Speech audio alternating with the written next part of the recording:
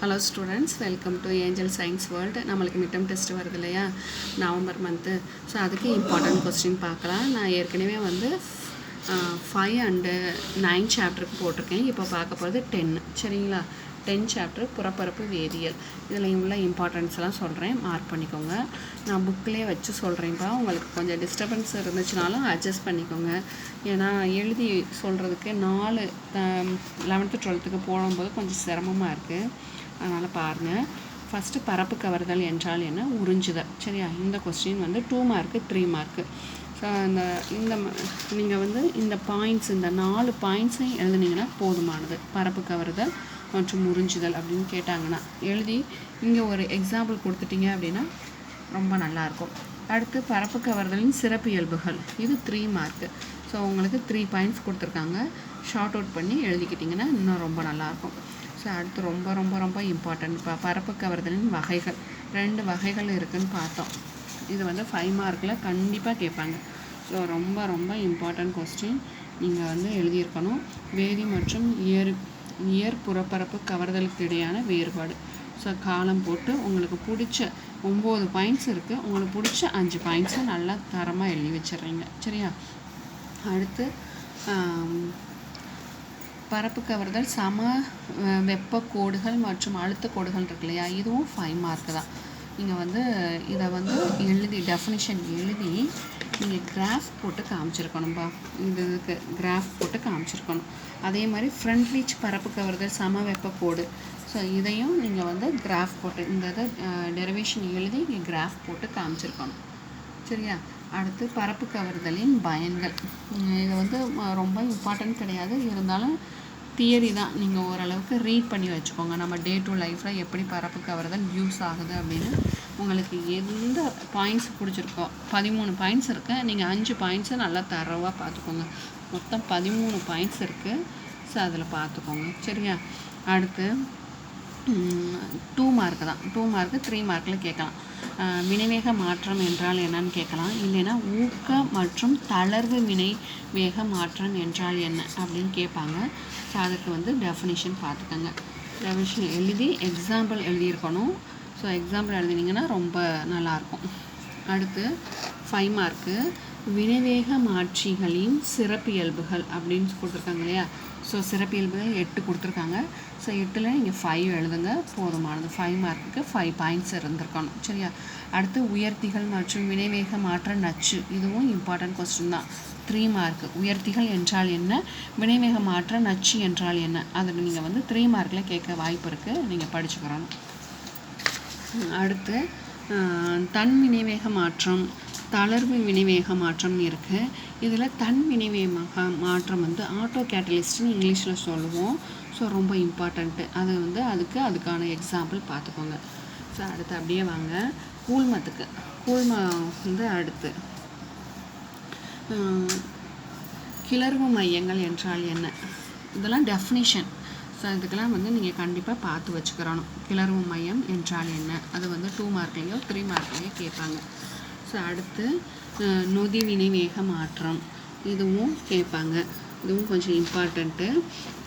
ஜியோலைட்டு நானோ, அது வந்து ரொம்ப இம்பார்ட்டண்ட். பாருங்கள் அடுத்த பக்கத்தில் ஜியோலைட் வினைவேக மாற்றம், இது ரொம்ப இம்பார்ட்டண்ட் கொஸ்டின்ஸு. அடுத்து நானோ வினைவேக மாற்றம். ஸோ நீங்கள் உங்களால் டெஃபினிஷன் கண்டுபிடிச்சி எழுதிட்டு ஒரு எக்ஸாம்பிள் கொடுத்தீங்கன்னாலும் ஓகே தான். ஸோ அது மட்டும் நல்லா பார்த்துக்கோங்க. இது வந்து ரொம்ப இம்பார்ட்டன்ட் கொஸ்டின். அதுக்கப்புறம் கூழ்மத்தில் பிரிகை நிலைமை, பிரிகை ஊடகம். ஸோ அதில் வந்து எது அப்படின்னா கரைப்பான் விரும்பும் கூழ்மம், கரைப்பான் வெறுக்கும் கூழ்மங்கள் வேறுபடுத்துகன்னு கேட்பாங்க 3 மார்க்கில். சரியா? நீங்கள் வந்து கட்டம் போட்டு எழுதி காமிச்சிருக்கலாம். இங்கே பேராகிராஃபாக இருக்குது, நீங்கள் வந்து கட்டம் போட்டு எழுதி காமிச்சிருக்கணும். ஸோ அதே மாதிரி இந்த டேப்லெட் காலத்தையும் பார்த்துக்கோங்க. 1 வேர்டுக்கு யூஸ்ஃபுல்லாக இருக்கும். ஸோ இப்போ வாயு நீர்மம், இது என்ன கூழ்மம்னு கேட்பாங்க. அதுக்கு எக்ஸாம்பிளும் கேட்பாங்க. ஸோ அதே மாதிரி எல்லாத்துலேயும் பார்த்துக்கோங்க. சரியா? இதில் வந்து இன்னும் கொஞ்சம் இம்பார்ட்டன்ட்னா பால்மம், இது இம்பார்ட்டன்ட். கூழ்ம கரைசல், இதுவும் இம்பார்ட்டண்ட்டு. கொஞ்சம் நல்லா பார்த்துக்கோங்க. ஸோ அடுத்து கூழ்மங்கள் தயாரித்தல். இதில் வந்து கூழ்மங்கள் தயாரித்தலில் மின்னார் பிரிகை முறை வந்து கொஞ்சம் இம்பார்ட்டண்ட்டு, நல்லா பார்த்துக்கோங்க. மின்னார் பிரிகைங்கிறது ஒரு டெஃபினிஷன் கொடுத்து இந்த இதை பார்த்துக்கிறணும். சரிங்களா, இதையும் பார்த்துக்கோங்க. அதாவது கூழ்மங்கள் தயாரித்தல்ல. அடுத்து கூழ்மங்கள் தூய்மையாக்குறதில்ல, கூழ்ம பிரிப்பு இம்பார்ட்டண்ட்டு. கூழ்ம பிரிப்பு இந்த இது ரொம்ப நம்ம ஜென்ரலாக தெரிஞ்சுக்கிறோன்னா அப்படின்னா, சில பேர்லாம் இந்த கிட்னி ஃபெயிலியர் ஆயிடுச்சு அப்படின்னா டயாலிசிஸ் பண்ணுறாங்க இல்லையா, ஸோ அந்த மெத்தடில் கூழ்ம பிரிப்பு இருக்கும். ஸோ அதையும் பார்த்துக்கோங்க. அடுத்து கூழ்மங்களின் பண்புகள்னு கேட்டாங்கன்னா உங்களுக்கு நிறம், உருவம், கூழ்ம கரைசல் 2 வெவ்வேறு நிலைகளை கொண்டு பலபடித்தான கலவைகள், வடிதிறன், இதில் உங்களுக்கு எந்த பாயிண்ட்ஸ் பிடிச்சிருக்கோ அந்த அதை நோட் பண்ணிக்கோங்க. ஸோ அடுத்து ஒரு இம்பார்ட்டண்ட் கொஸ்டின் கண்டிப்பாக வரும். சரிங்களா, ஸோ ஒளியியல் பண்பு இதில் எப்படி கேட்பாங்க அப்படின்னா, டின்டால் விளைவை விளக்குக அப்படின்னு கேட்டாங்கனாலும் சரி, ஒளியியல் பண்பை விளக்குகன்னு கேட்டாலும் சரி, நீங்கள் டெஃபினிஷன் எழுதி நீங்கள் இந்த சொல்லியிருக்கணும். 3 மார்க்கில் கேட்டாங்கனாலும் சரி, இல்லை 2 மார்க்கில் கேட்டாலும் சரி. 5 மார்க்கில் எப்படி கேட்பாங்கன்னா, ஒளியியல் பண்பும் கேட்பாங்க, ப்ரௌனின் இயக்கமும் கேட்பாங்க. இந்த பாருங்க, ப்ரௌனின் இயக்கம். ஸோ இந்த இதில் 3 பாயிண்ட்ஸ், இது ரெண்டையும் சேர்ந்து 5 மார்க்கில் கேட்குறதுக்கு வாய்ப்பு அதிகம். இதுவும் இம்பார்ட்டன்ட் கொஸ்டின்ஸ். அடுத்து ஹெல்மோட்ஸ் மின் இரட்டை அடுக்கு, இதுவும் இம்பார்ட்டன்ட் தான். 3 மார்க்கு 2 மார்க்கில் எதிர்பார்க்கலாம். ரொம்ப இம்பார்ட்டன்ட் கொஸ்டின்ஸ். ஸோ அடுத்து இதோட அவ்வளோதான். பயன்கள் வந்து நீங்கள் ஜஸ்ட் பார்த்துக்கோங்க. கூழ்மங்களின் பயன்கள். ஸோ கூழ்மங்களின் பயன்கள் வந்து இந்த இருக்குது பாருங்கள், இது ஜஸ்ட்டு ரீட் பண்ணி பார்த்துக்கோங்க. ஸோ நான் ஒரு 10 கொஸ்டின்ஸ் இம்பார்ட்டன்ட் சொல்லியிருக்கேன். நீங்கள் அதுக்கேற்றாப்பில் படித்து நல்லா எழுதி பாருங்கள். ரொம்ப இம்பார்ட்டன்ட் சொன்னதை நல்லா எழுதி பாருங்கள், மற்றதை கொஞ்சம் ஓரளவுக்கு ரீட் பண்ணிக்கோங்க. ஸோ அடுத்து நம்ம வந்து கரிமச் சேர்மங்களின் நைட்ரோ காம்பவுண்ட்ஸ் பார்த்துட்டோம் அப்படின்னா அதுவும் முடிஞ்சிருச்சு. சரிங்களா, இருங்க ஒரு நிமிஷம்.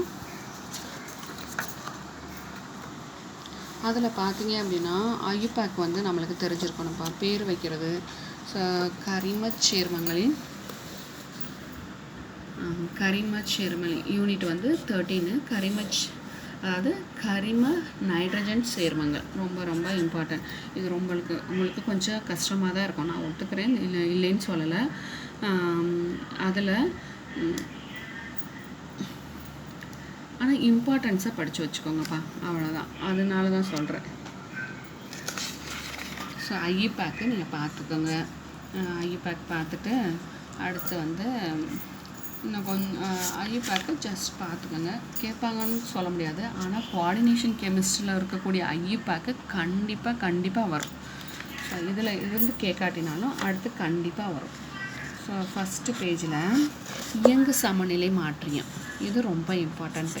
ஸோ இயங்கு சமநிலை மாற்றியம் இது ரெண்டையும் எழுதி, இதில் நைட்ரோ வடிவம், அசி வடிவம் இருக்கு இல்லையா, இது அசிட், இங்கிலீஷில் வந்து கரெக்டாக கொடுத்துருக்காங்க அசிட்டிக் வடிவம்ன்ட்டு, நீங்கள் வந்து பார்த்துக்கோங்க. இது கண்டிப்பாக கேட்பாங்க, இது ரொம்ப ரொம்ப இம்பார்ட்டன்ட். இது கொஞ்சம் தியரி மாதிரி தான் இருக்கும், நீங்கள் பார்த்துக்கோங்க. சரியா, இது எழுதிடலாம், ஒன்றும் பிரச்சனையே கிடையாது. அடுத்து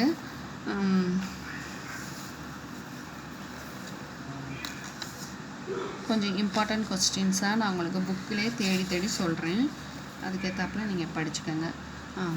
நைட்ரோ பென்சீனின் வேதி பண்புகள், இது 5 மார்க்கில் கேட்குறதுக்கு வாய்ப்பு இருக்குது. ஸோ 5 ரியாக்ஷனையும் நீங்கள் எழுதி காமிச்சிருக்கணும். கொஞ்சம் எழுதி பாருங்கள். எழுதி பார்த்தீங்கன்னா ஓரளவுக்கு உங்களுக்கு நீங்கள் வந்து என்ன சொல்கிறது, உங்களுக்கு மனப்படம் ஆயிரும். கண்டிப்பாக நம்மளுக்கு பென்சீன் ரிங் தெரியணும், அதில் ஒரு NO2 குரூப் வந்துச்சு அப்படின்னா அது வந்து நைட்ரோன்னு நம்மளுக்கு தெரிஞ்சிருக்கணும். அதை வச்சு நீங்கள் வந்து ரியாக்ஷன் வந்து எழுத தெரிஞ்சிருக்கணும். யார் எலிமினேட் ஆகிறா, யார் சேர்றா, இந்த நீங்கள் கண்டிப்பாக தெரிஞ்சுக்கிறோம். அடுத்து எலக்ட்ரான் பொருள் பதிலீட்டு வினை, இதெல்லாம் நீங்கள் ஈஸியாக தான், சும்மா ஜஸ்ட்டு பார்த்துக்கோங்க, ஒன்றும் பிரச்சனை இல்லை. அடுத்து அமீன்கள், ஓரிணைய அமீன்கள், இந்த அமீன்களை வகைப்படுத்துதல் இருக்கு இல்லையா, ஓரிணைய, ஈரிணைய, மூவிணைய அமீன்கள், இதுவும் பார்த்துக்கிறணும்.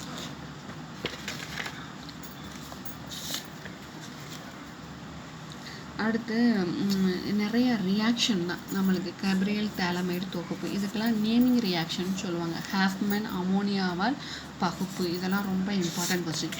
பின்னால் புக் பேக்குக்கு பின்னால் 6th கொஸ்டின் இருக்கு இல்லையா, அதில் உள்ள நேமிங் ரியாக்ஷன் எல்லாமே நீங்கள் பார்த்துக்கிறணும். அவ்வளோதான். இதில் ரொம்ப நீங்கள் பயப்பட தேவையில்லை. இந்த நான் சொல்கிற கொஸ்டின்ஸ் மட்டும் பார்த்துக்கோங்க. ஸ்காட்டன் பவுமன் ரியாக்ஷன் இம்பார்ட்டண்ட்டு. நான் கிளாஸ் டைத்துலேயே சொல்லியிருப்பேன். அதே மாதிரி ஓரிணைய அமீன்கள், ஈரிணைய அமீன்கள் தயாரித்தல்னு கேட்டாங்கனாலும் சரி, வேறுபடுத்துகன்னு கேட்டாலும் சரி, இது ரொம்ப இம்பார்ட்டண்ட்டு. நம்ம ப்ராக்டிக்கல்லையும் செய்வோம். ஸோ அதனால் நீங்கள் பார்த்துக்கிறணும். அடுத்து ரொம்ப ரொம்ப ரொம்ப இம்பார்ட்டன்ட், இது எதிர்பார்க்கலாம், கடுகு எண்ணெய்க்கான வினைன்னு கேட்பாங்க. ஸோ கேப்ரியல் அமீன் வினை, இது 2 வினையும் கேட்பாங்க. ஸோ நல்லா தரவாக எழுதி பார்த்துக்கோங்க. ஸோ படிக்க முடிஞ்சவங்க இந்த 2 ஈக்குவேஷனையும் எழுதி பாருங்கள். படிக்க முடியாதவங்க இதில் ஏதாவது ஒன்று நல்லா ஸ்ட்ராங்காக எழுதி பாருங்கள். அடுத்து சாண்ட்மேயர் ரியாக்ஷன் இதோட பார்த்துட்டோம் அப்படின்னா முடிஞ்சிருச்சு. ஸோ சாண்ட்மேயர் ரியாக்ஷன் அதுவும் இம்பார்ட்டன்ட் கொஸ்டின் தான். சாண்ட்மேயர் ரியாக்ஷன் இம்பார்ட்டன்ட் கொஸ்டின்ஸு.